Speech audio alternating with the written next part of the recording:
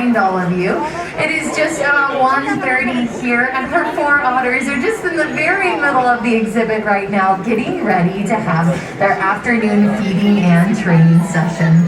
Today on exhibit, we have 4 of our 5 resident otters here. We have Kit, Silka, Ivy, and Ruby.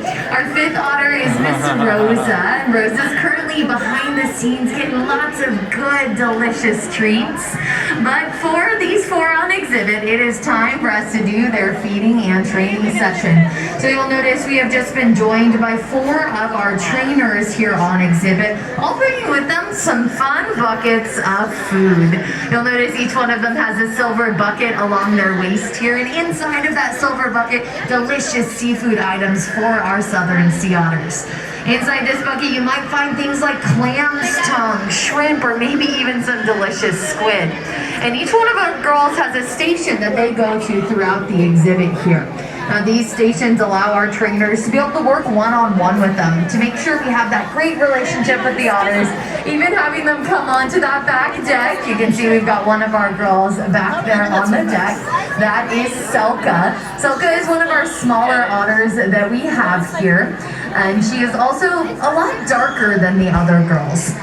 You'll notice in the middle of the exhibit, we've got otters coming towards these windows right now and being offered different pieces of food at the window. Selka just went behind the scenes with another one of our trainers. Now, having our trainers do these feeding and training sessions in this manner allows each otter to be able to work with an individual trainer to make sure they kind of heighten those skills that they have. These feeding and training sessions allow our otters to be mentally and physically stimulated by having our trainers ask them to come to different stations or even do different behaviors. And there you'll see all 3 girls just came right back to the middle. Now, it's pretty easy for me to identify each otter here on exhibit based off of the blondness that they have on their body. Far, far right of the exhibit, the blondest otter here is Ivy. Ivy is one of our younger otters. Ivy's about 10 years old, and she's got blonde going from the tip of her head down to about her belly button. On the far left of the exhibit, you'll see we have 3 of our otters over there. 2 of our otters over there. One is still behind the scenes. So in the very middle right now, that is Ruby. Ruby's our youngest otter here at the aquarium. Now, Ruby just joined us a couple of years ago, and it looks like she's doing some kennel training here. Now, you'll see that kennel on the back deck, and you'll see our trainer, Courtney, offering her different pieces of food. Now, she just went in the kennel, and she is going to positively reinforce this behavior. Now, kennels are something that we need to use here at the aquarium in order to move otters on and off exhibit.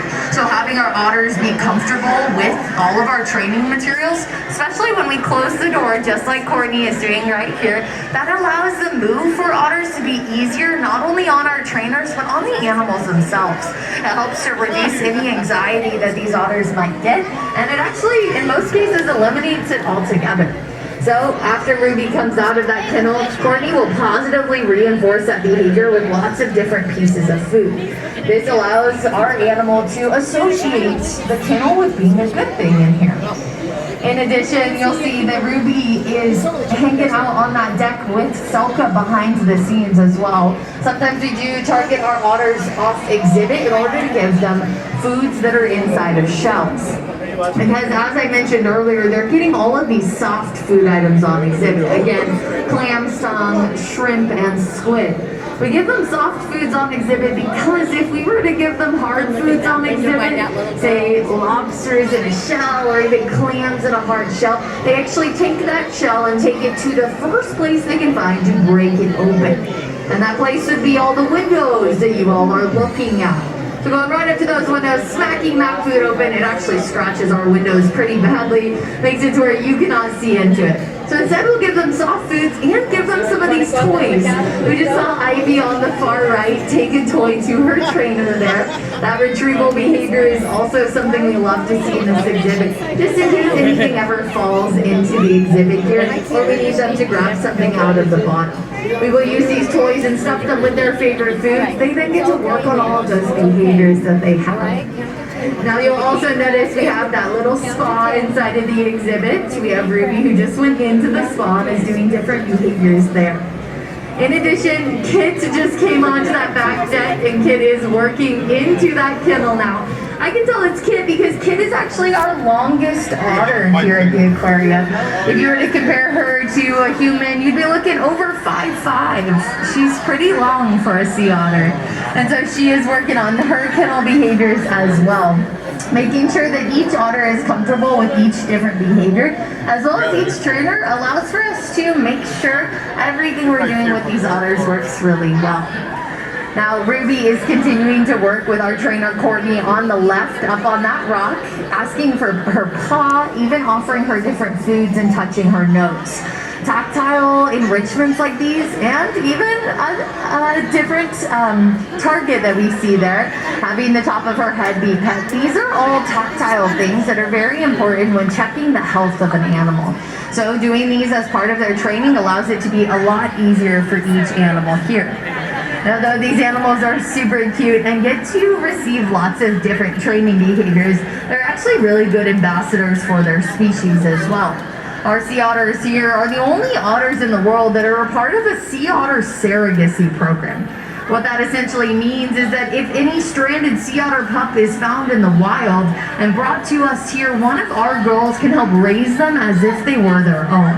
That then allows for us to be able to tag and release that pup back out into the wild to help further their population.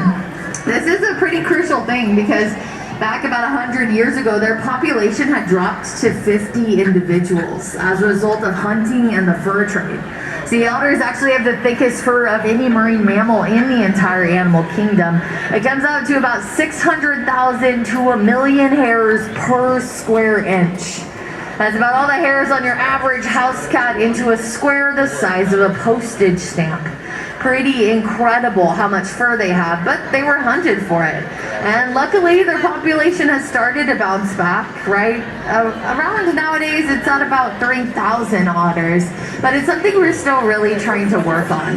So by having our girls here, getting to have them act as ambassadors, it really helps to contribute to that population. Now our trainers just handed out those last bits of food in the exhibit here, and we will still see the girls going around cleaning up any last pieces of shrimp deals, any last pieces of food that they were handed, and then they're going to start grooming themselves, making sure they're nice and clean after this feeding. So you're welcome to stick around and watch that grooming. But if you have any questions, again, my name is Michaela. I'm up here on the mezzanine level. I'd be happy to chat. But if you're moving on, thank you so much for joining me here. Have a great rest of your day today here at the Monterey Bay Aquarium. Thank you.